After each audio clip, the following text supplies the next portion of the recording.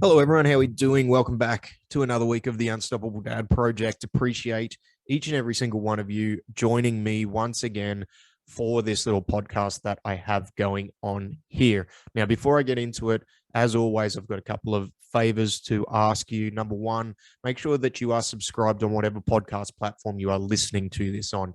As always, and as I've gone through previously on the podcast, the audio version of the podcast will be, and for the foreseeable future, be my number one priority to getting information and content out to you guys. So by you subscribing, it means that you will be notified as soon as I drop the audio version of it.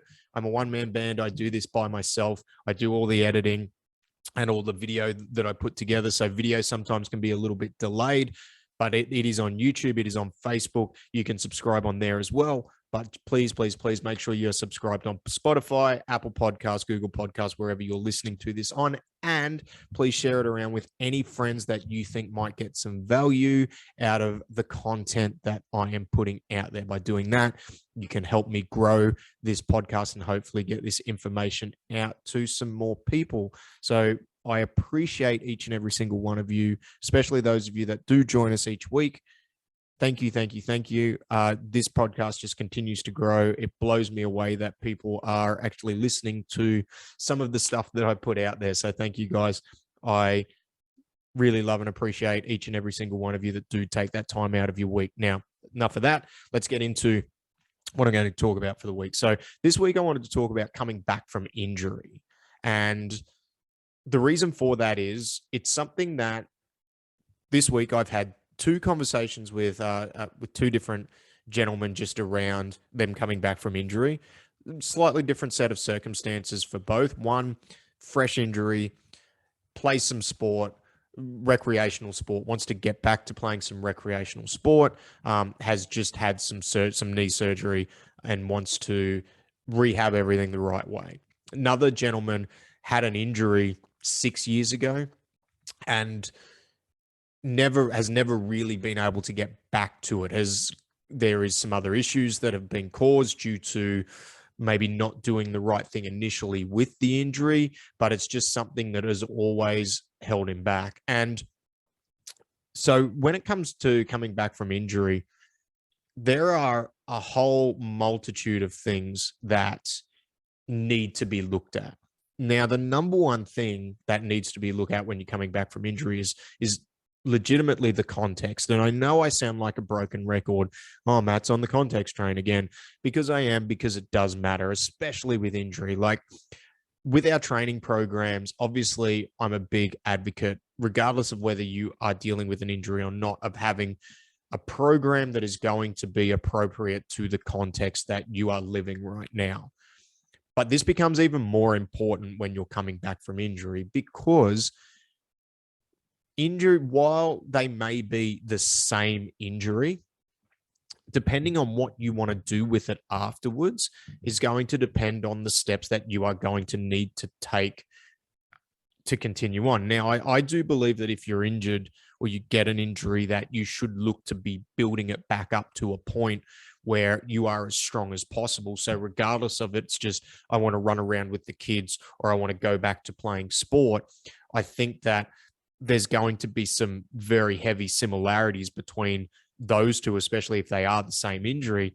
But again, you really need to look at the context of your life, the time you can allocate to rehab, and then also what the end goal is going to be. Because somebody who is 25 years old and coming back from an ACL surgery, or somebody who's 40 years old coming back from an ACL surgery, they're going to have two different set of circumstances. And even just as simply as the amount of time that they can allocate to put into their rehab are going to be different. But also what else is going to be different is the end goal. So where are we trying to get to from a rehab standpoint, so that not that the rehab or the training is quote unquote finished, because it, for a lot of people, needs to be an ongoing process, but how long before you can get back to that end goal, because it may be different time frames from that point of view.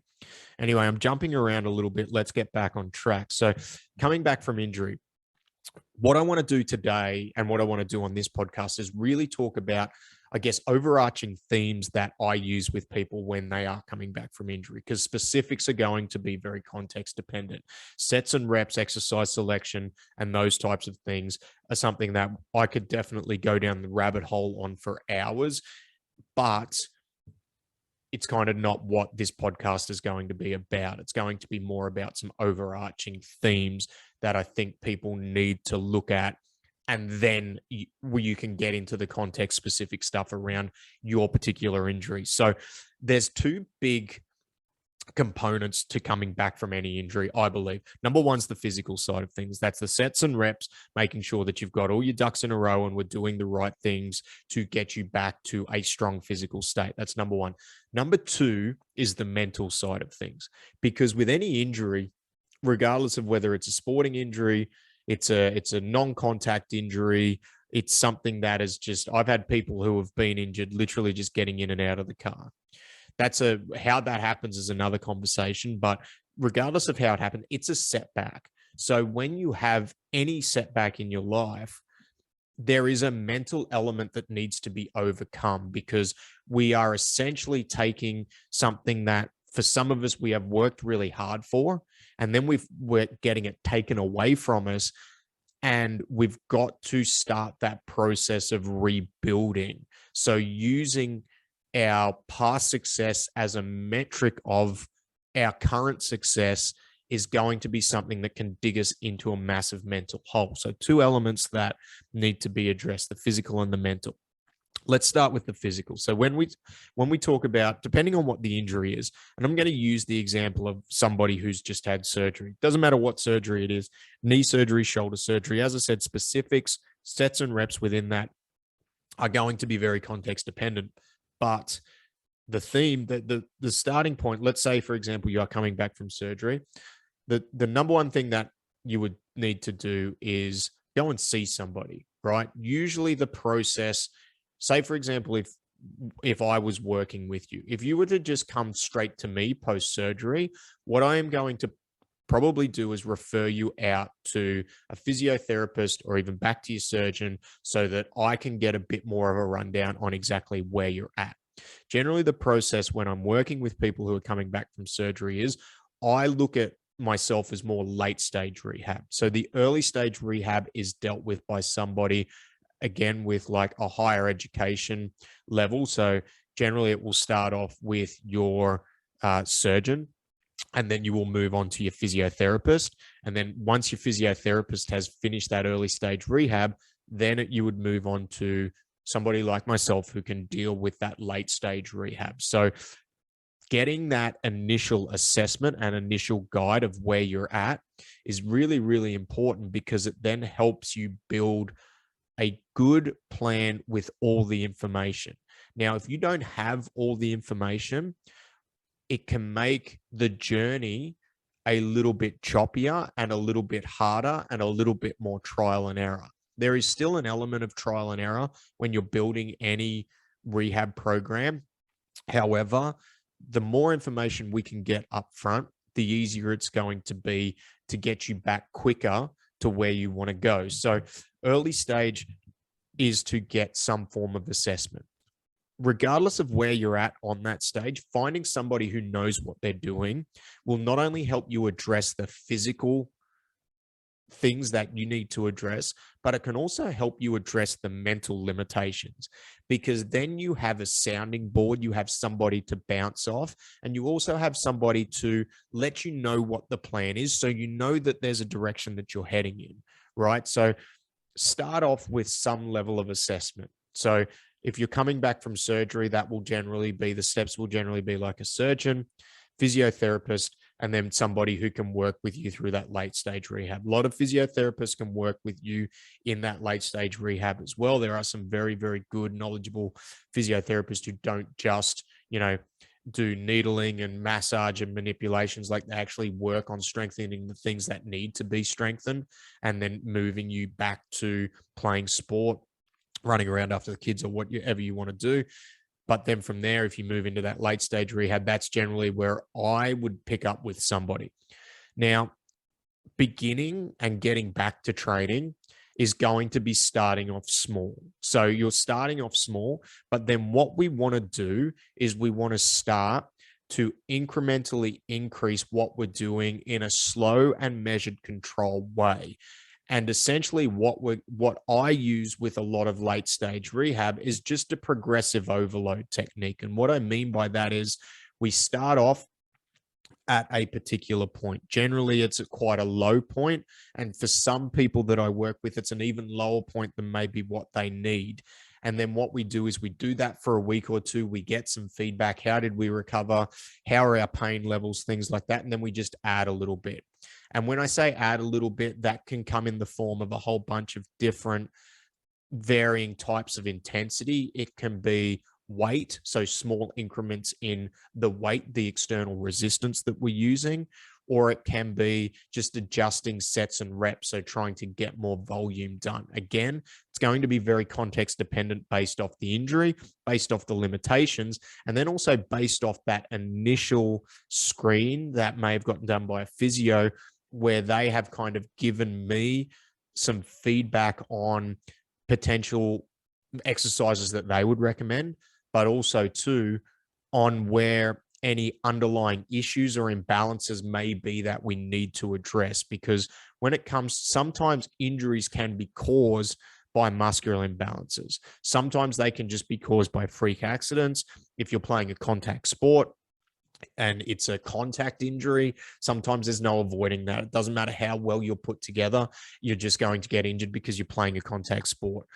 If it is a non-contact injury, sometimes it can be, there are elements of that where it could have been almost avoided. I'm not necessarily using, because there, even though you may not be getting hit by somebody, there are other external forces that come into play, but sometimes that can be addressed by making sure that there's the amount of muscular imbalances or limitations we have are limited.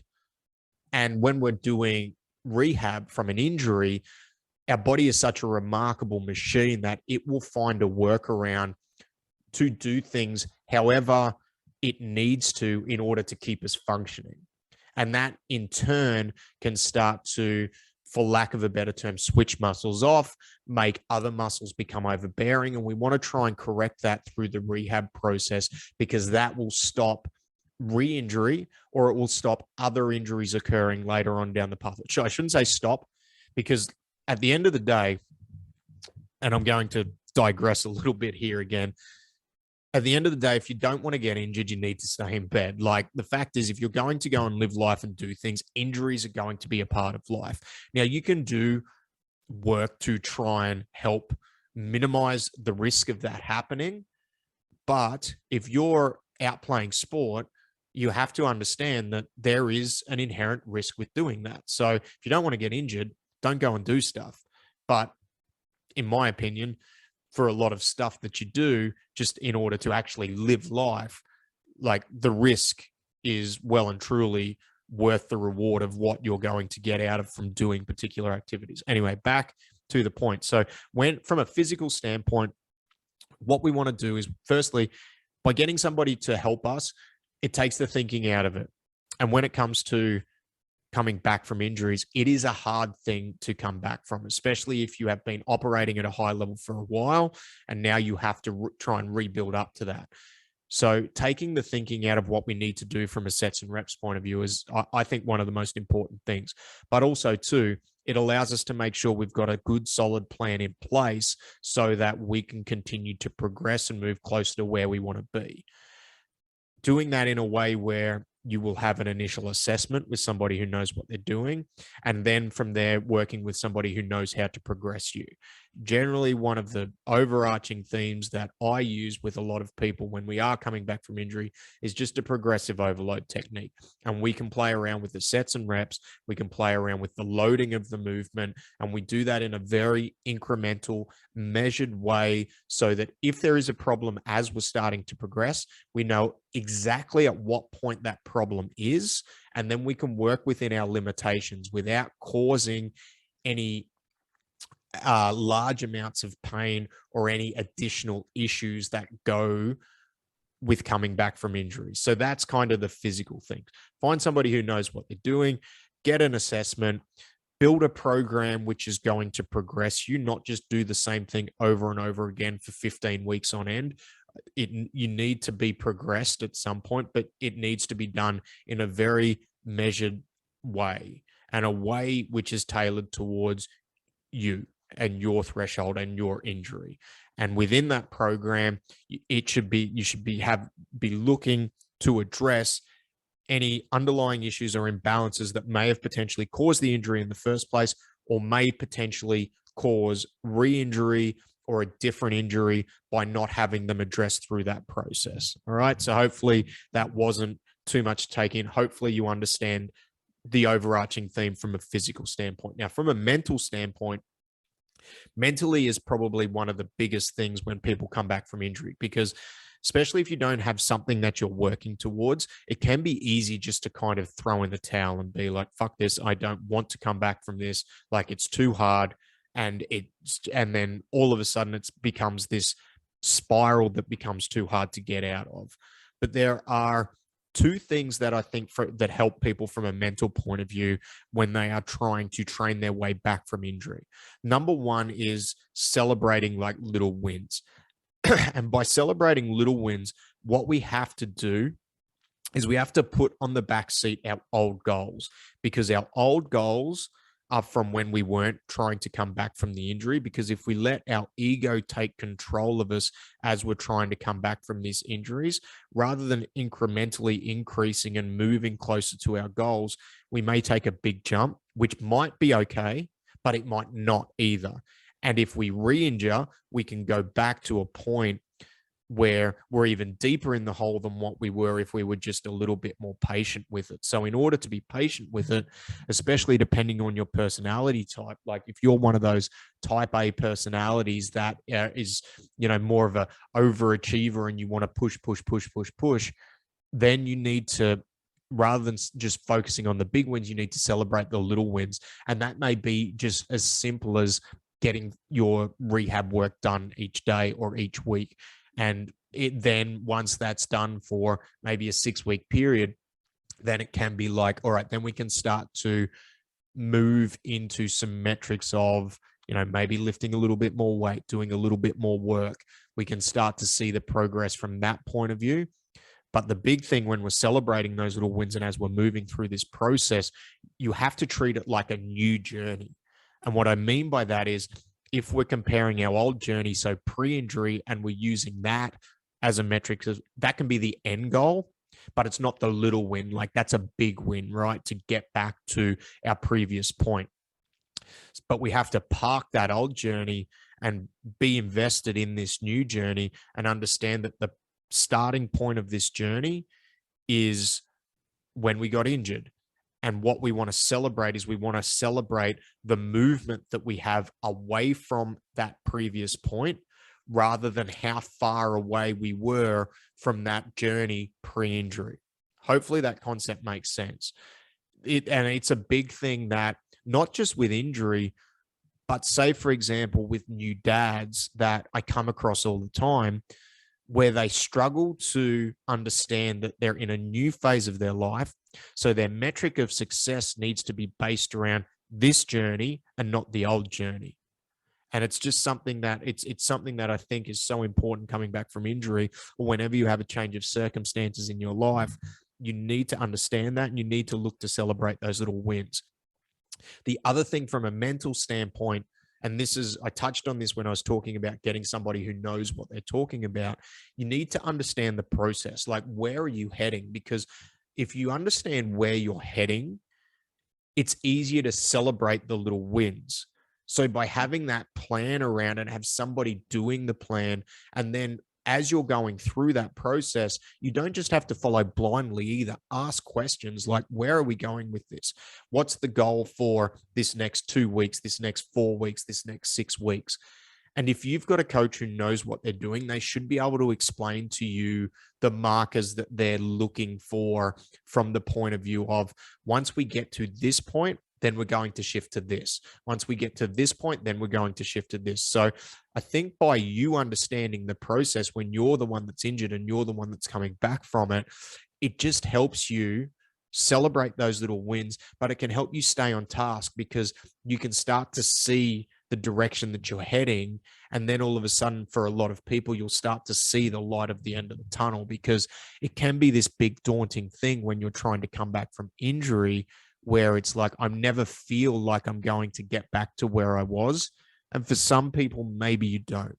Not trying to be the bearer of bad news or be a big downer on the whole thing, but sometimes you just don't. So sometimes the injury is that bad that it is hard. However, we can reassess those goals as we go through and work towards something that means something to you as the person who's injured. But by having a plan in place and understanding the direction that you're heading in, it can make it easier to celebrate those little wins, because your coach will have little milestones along the way that they are looking for you to hit. So by you understanding that kind of gives you something to work for. So it helps you celebrate those little wins. So they're the two things from a mental point of view that I think are really important. Celebrating the little wins and understanding the process, understanding the direction that you're heading. So that's 20 minutes. It's a little bit over what I normally do. And look, I could talk on probably the theory and philosophy of this for another 20 to 30 minutes. And I've potentially rushed and condensed that quite into a smaller time frame than what I would have liked. But I've tried to cover off some really large theories in a very short amount of time. But if I'm going to recap and try and break it down into a few really simple points just to finish off here. Number one, your journey back from injury is going to be very context dependent. The sets and reps that you are going to need in order to come back from an injury is going to be dependent on the injury and dependent on you as an individual. As a rule, what I would make sure that you do, first thing is, get some form of assessment from somebody who knows what they're doing. That will generally be like a physiotherapist or somebody like that, somebody who can give you some idea on what needs to be addressed and also work with you to work out where you want to go with it. So that's number one. Number two is have a plan built out, a plan that is going to continue to progress you to the goal that you want to achieve, not just something that's going to be one program, like 3 sets of 10 of these 6 movements that you're going to do for the next 16 weeks. That may be the plan that's needed in the short term, but that's not going to be a forever plan. You need to have a plan which is going to continue to progress you. As I said, I use a progressive overload technique. It's not there are a bunch of other people that may use a different technique, but for me, it's a very measured, very slow. I shouldn't say slow, but it's a we're just adding little bits at a time when we know that our body can handle the previous work that we're giving it. So number 2 point would be, make sure you have a plan which is going to continue to progress you and move you closer to the goal that you want. And number 3 is, make sure you get the mental side of things right. So celebrate your little wins. And by you understanding the process that you need to go through in order to get through this rehab period and get back to the point that you want to, it will help. It will help you celebrate those little wins, and it will also help you hopefully see that light of the end of the tunnel. So thank you for listening. We're at 25 minutes now, so I appreciate you if you got through to the end of it. I really appreciate you, because I have rambled a little bit on today, but hopefully it's been valuable. Hopefully it can help some of you if you are going through injury. And if you would like to chat about it, let's say you just don't know where to start and don't know where to go, you can book in a time to have a chat with me. It's a free 30-minute chat. It is, we can talk about the physical side of things and what I feel your next step needs to be. One thing with the way I coach is, if I can't help you, I'm going to tell you, and I'm going to refer you out to somebody who I think will be able to help you. So those calls are not to sell you anything. They are literally just to work out where you want to go. So I've opened up a bit more time in my diary over the next few weeks. So if you would like to chat, you can jump on, you can book in a time there. So thanks once again. I appreciate each and every single one of you. Take care. Have a great week, and I'll see you next week. Bye.